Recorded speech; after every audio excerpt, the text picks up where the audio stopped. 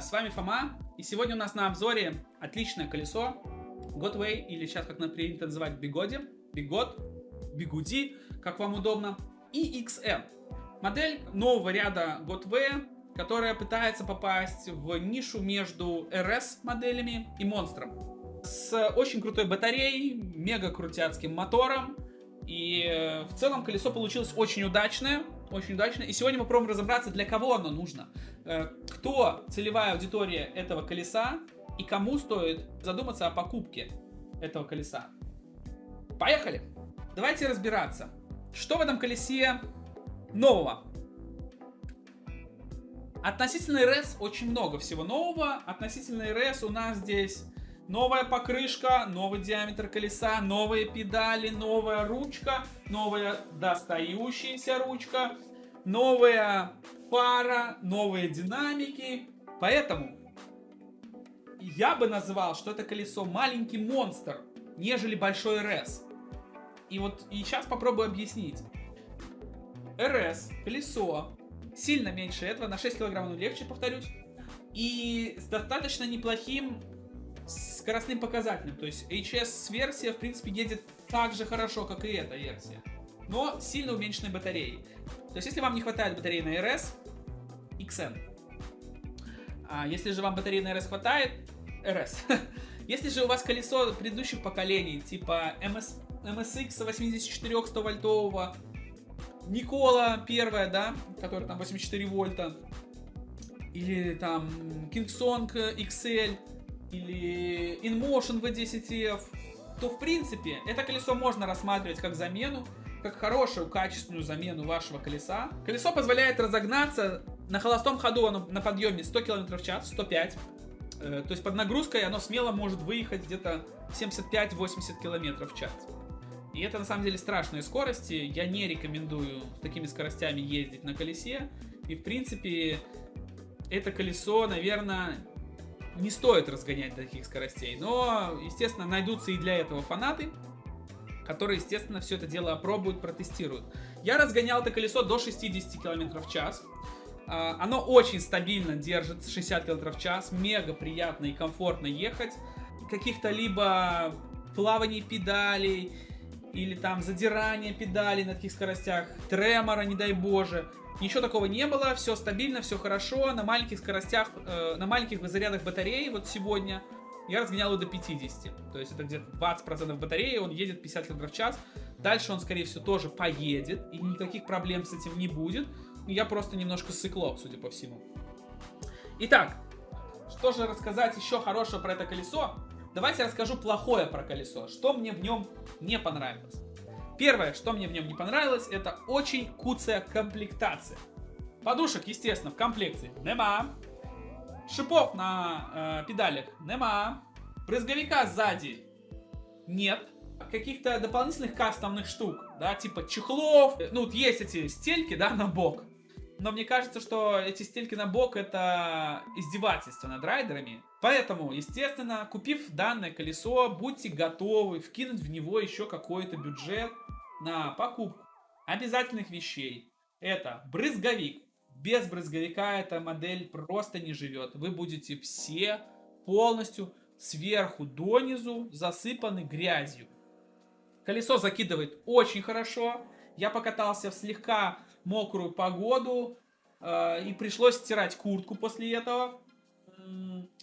Мыть колесо, естественно, да, то есть там протирать, потому что оно было очень сильно грязное. Поэтому брызговик, естественно, обязательно. Далее, что обязательно? Обязательно сделать гидроизоляцию данного колеса. Обязательно.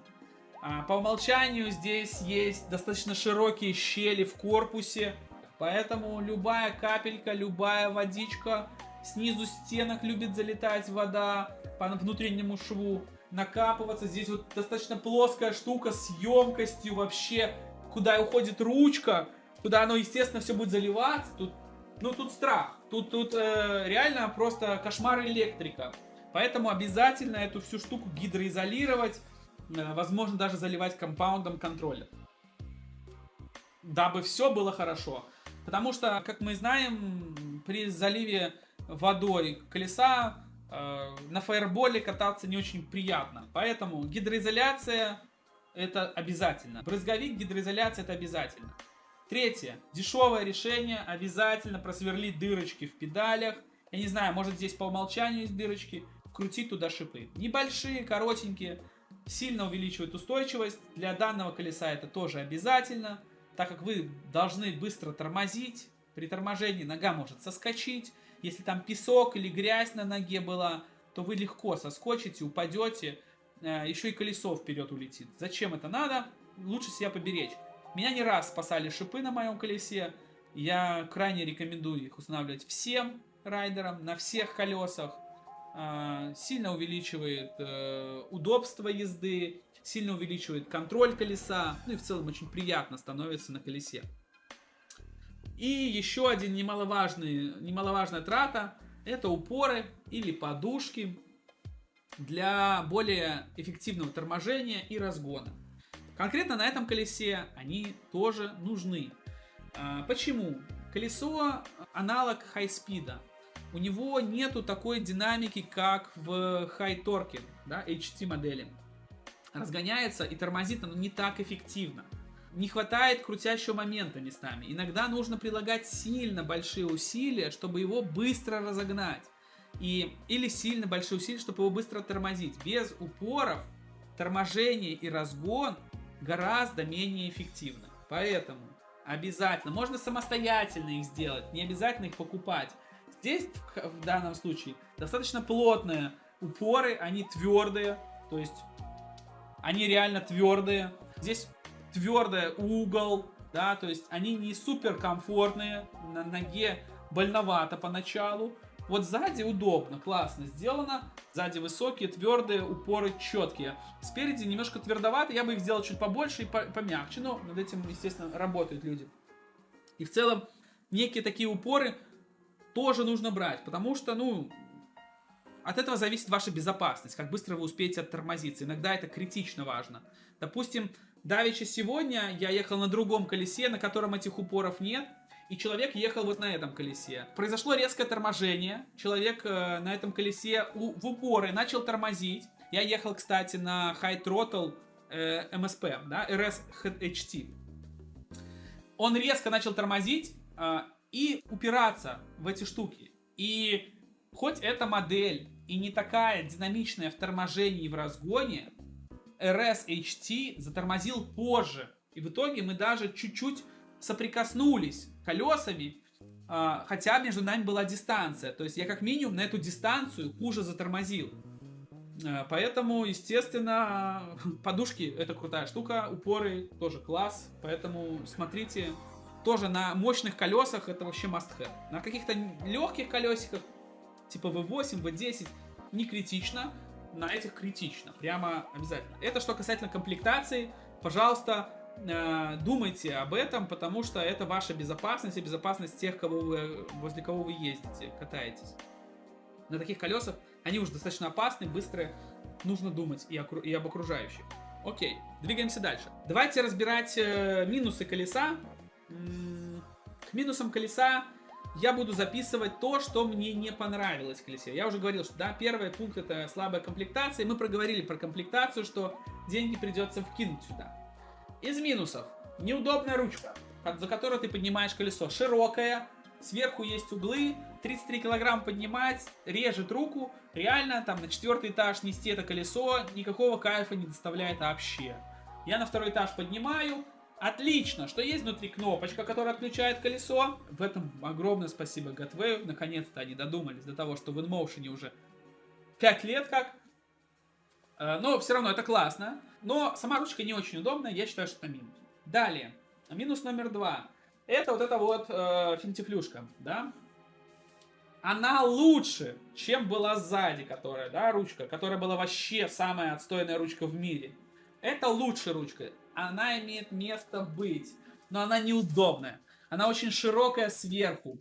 Лучше бы здесь было 2 полоски. Она очень широкая здесь, и пальцы неудобно ставить.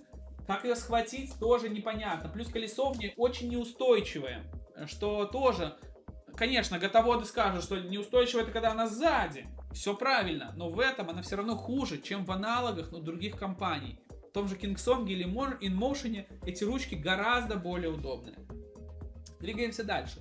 Они ухудшили фару, конкретно в этой модели, не знаю почему, потому что и в Монстре, и в RS-версиях стоит две фары. Я так понимаю, это было связано с какими-то особенностями размера морды. Фара теперь одна, с радиальной подсветкой по контуру, которая горит всегда. Это круто, в нем вы более заметны, вас видят, даже когда вы не включили фару. Ночью, естественно, соответственно, тоже сильно лучше заметность. Плюс сзади постоянно горит фара, всегда, ее невозможно отключить. Это тоже огромный плюс к безопасности. Но фара хуже, чем две. Как ни странно. Поэтому я фару все-таки в минус записываю, потому что они могут лучше. Странно, что они сделали здесь две. Я думаю, это был эксперимент. В будущих моделях, наверное, пофиксят. Далее. Для меня вообще шоковый дальше минус. Каким образом можно в РС поставить две зарядки, две дырки для зарядки, да? Два разъема. И можно заряжать двумя зарядками 3-амперными, получать 6 ампер заряда и заряжать колесо за 3 часа, 4 часа. А сюда, где батарея на 50% больше, поставили только одну зарядку. По-моему, это издевательство. 2700 ватт-часов заряжать одной 3-амперной зарядкой, это получится более 10 часов. Что как бы никому нафиг-то и не надо. Это очень долго, 10 часов заряжать. Это на ночь нужно оставить колесо, при условии того, что я не рекомендую заряжать колесо, когда вы за ним не можете следить. Потому что вдруг какой-то там случайный скачок напряжения, и это будет беда. Поэтому 10 часов зарядки это перебор. Два разъема здесь должны были быть. Но я полагаю, что сюда можно прикрутить 6-амперную зарядку, чтобы она дважды сильнее заряжала. И в принципе контроллер 100-вольтовый должен это все дело вытерпеть без проблем. Но это, естественно, свой страх и риск. Какими-нибудь китайскими зарядками я бы тоже не рискнул заряжать. Исключительно нужно искать какую-то оригинальную. Дальше из минусов. Наверное, все. Из минусов, наверное, все. Ну, весит 33 килограмма. Да, тяжелое колесо. Неудивительно. Поехали по плюсам. Самый большой плюс у этого колеса, точнее, два самых больших плюса у этого колеса, это его стандартная дефолтная покрышка, диаметр колеса и смещенный центр тяжести колеса. Объясню. Здесь в заднюю часть колеса сместили центр тяжести. Не знаю, каким образом они это сделали. Вероятно всего, здесь дополнительные ячейки батареи с двух сторон. Как мы видим, здесь нету динамиков ни с одной стороны. Динамики у нас сзади. Поэтому они, скорее всего, равномерно распределили батарейки сзади здесь. Вот они где-то вот тут. Вероятнее всего. Почему? Потому что если мы это колесо выключаем и ставим, опираем на стенку, оно заваливается назад. Значит, зад тяжелее. Что нам это дает? Казалось бы, фигня какая-то. Это же хуже будет динамика и там не так удобно держать равновесие. Но мы помним, что гироскоп нам держит вперед-назад, правильно? Наклонение право-лево держим мы. И если у нас смещен центр тяжести от точки опоры, то у нас получается некое закручивание. Да? То есть, когда мы заваливаем колесо, у нас эта часть закручивает колесо. Оно тяжелее начинает падать и помогает поворачивать. Это очень прикольное ощущение. Мне это очень понравилось. И вот эта штука, мне кажется, получилась случайно, но очень удачно. Поворачивать на этом колесе кайф. Просто. Оно заваливается, сразу делает пятачок на точке. Если у вас есть опыт резких разворотов, или если у вас есть опыт экстренных объездов чего-то, колесо просто пушечное. Если правильно ставить ноги на стойку, да, приподнимая пятки в нужных моментах для более агрессивной стиля езды, то колесо просто может маневрировать очень резко. В случае, если кто-то выскочил на дорогу или нужно объехать какое-то препятствие, очень резко появившееся, это, наверное, одно из лучших колес сейчас на рынке. Просто кайф. Плюс к этому помогает покрышка. Покрышка кайфовая. Мотоциклетная покрышка 20 дюймов. В целом, я думаю, что примерно такие на мопед можно поставить. Это Кенда у нас здесь, по-моему. Да, это Кенда. Таким зигзагом идет. Очень удобная, удачная покрыха для этого колеса. Огромный за это плюс. Колесо идет в зачет. Очень удобное в маневрировании, в поворотах, в управлении. При этом оно сохранило стабильность на высоких скоростях. То есть, если вы на высоких скоростях едете ровно, оно стабильно ровно едет. Это круто. Как они это сделали, не знаю, шок у меня. Далее. Из плюсов, естественно, второй плюс это размер батареи. 2700 ватт-часов. и мощность двигателя 2800 Вт. Это много, это позволяет нам ездить достаточно долго. На этом колесе, думаю, можно проехать километров 150-160 в хорошую погоду. Сейчас -2 на улице. Я проехал 100 километров на этом колесе на полном заряде, еще осталось 15%. То есть 110 на -2 оно едет. Замечательно, красиво. Я считаю, что зимой в такую погоду столько могут проехать только 3 колеса на рынке. Это Sherman, Monster и XN. Все, больше колес таких нет. Поэтому, ну, клево. Если кто-то мечтает поменять свое колесо и думает, что ему мало пробега, посмотрите на XN. Реально, здесь пробега будет достаточно всем. Я не знаю ни одного человека, которому бы 160 километров было недостаточно. Это два основных плюса. Из еще небольших плюсов я рад, что они перенесли динамик, спрятали его под крышку, сделали какие-то дырки непонятные. Ну ладно, черт с этими дырками. Звучит динамик громко и плохо. Но нам же нужно только громко. В целом музыку слышно, музыка четко, разборчиво звучит. Динамики не хрипят, естественно, басов не хватает. Там, если вы аудиофил, то у вас пойдет кровь из ушей от этих динамиков. Но когда вы едете 50 км в час, хорошо, что вы слышите музыку в принципе, и хорошо, что вас слышно издалека. Потому что предупрежден, значит вооружен. Если человека обгоняет молчаливо колесо, он испугается. Если он слышал музыку приближающуюся и его обогнал, он как минимум вас трехэтажным матом не обложит. Поэтому динамики громкие, плюс они лучше, чем те два боковых на РС. Определенно. Как в Монстре звучит, очень клево. Громко, главное. Так, ну по ручке я сказал, что она лучше, чем оригинальная, но все равно недостаточно хороша. Мотор крутой, говорил. Максималочка крутая. В принципе, это очевидно. Да, 80 км в час под нагрузкой может ехать. Кому такие скорости нужны, я до сих пор не могу понять. Но 60 стабильно, без вариантов вообще каких-либо продавов. Это колесо может делать.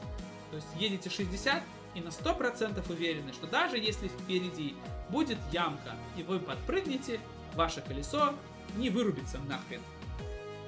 Это всегда очень приятно, понимаете, что ты в безопасности. Поэтому это, естественно, плюс. Вот, что я, собственно, хотел рассказать про это колесо. Разгон, торможение у этого колеса похуже, чем у RS версии HT. Но примерно будет сопоставимо с HS версией RS. По пробегу будем считать, что при моем весе 90-95 килограмм, это в полном обмундировании, на этом колесе на полной зарядке летом я смогу проехать 160 километров 100%. При этом стиль моей езды это 35 километров средний и выше. Это много. В городских условиях 35 средняя это достаточно высокий показатель. Это наваливать там, где наваливается, ехать не стесняясь, с максималочкой где-то 50-55 по городу. Поэтому... Ну, я считаю, что это комфортная скорость для города, и в целом 160 километров для города более чем достаточно, выше, чем надо. Мне оно понравилось, определенно понравилось. Это очень хорошее колесо. Оно немного нишевое, в связи с тем, что такой пробег нужен не всем. Да, и если вы не готовы переплачивать за пробег, то, наверное, лучше рассматривать варианты РС.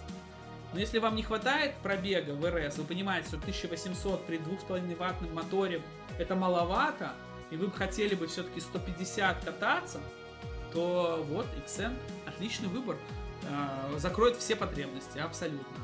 Еще маленькая ремарка, кому это колесо 100% нельзя покупать, я настаиваю на этом. Если вы меня спросите почему, я вам объясню, но... В целом, мое мнение, что это колесо абсолютно 100% не годится новичкам.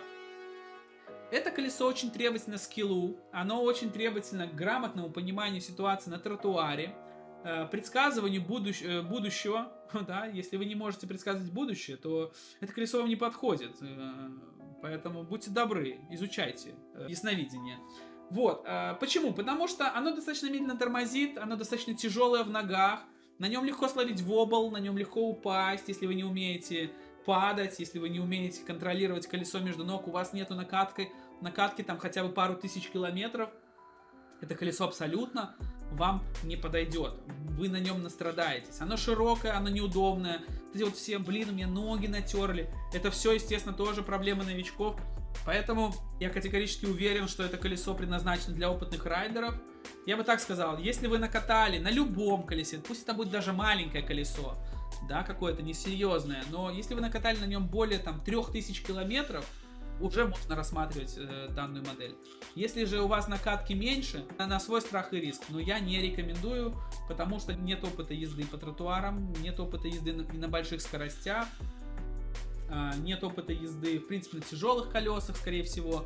Но если что-то из этого есть, то, естественно, эти мерки можно немножко уменьшать. Если у вас, допустим, был Никола 84-вольтовая, то, в принципе, там достаточно косаря проехать на ней, чтобы понять, что это колесо вам тоже подойдет.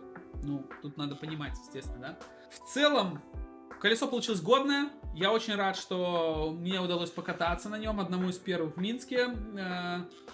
Колесо мне предоставил магазин eMag Buy, поэтому, если у вас возникают вопросы конкретно по этой модели, смело обращайтесь к ним, звоните, ссылочки будут в описании. Огромное им спасибо за такой девайс, я кайфанул, я откатал 100 километров за 2 дня, грубо говоря. Просто по 50 километров в день, вообще с него не слазя. Мне очень понравилось. Единственное, что сейчас я стану на свой родной МСП, и оно мне будет казаться очень маленьким, юрким и уютненьким, знаете, таким домашним, как тапочки. Это же все-таки кроссовки, с которыми нужно ходить по горам. Вот. Ну и также хотелось бы отметить, что, наверное, все-таки это колесо для города. Я бы не сказал, что оно оффроуд колесо. Достаточно жесткое, нету никаких вот подвесок. Покрыху лучше накачивать достаточно крепко, покрыха твердая. В целом тут 2,5 атмосферы, нормальное давление для нее. И это достаточно жестко, поэтому, ну, если хотите быстро ездить, приучайте себя амортизировать коленями, ногами и в целом ловить с этого кайф, иначе не получится. На этом будем завершаться. Всем спасибо, что вы были с нами, со мной в этом обзоре. Я очень рад, что вы смотрите его. Огромное всем спасибо, ставьте лайки, подписывайтесь. Пока-пока. Может, купить себе такое?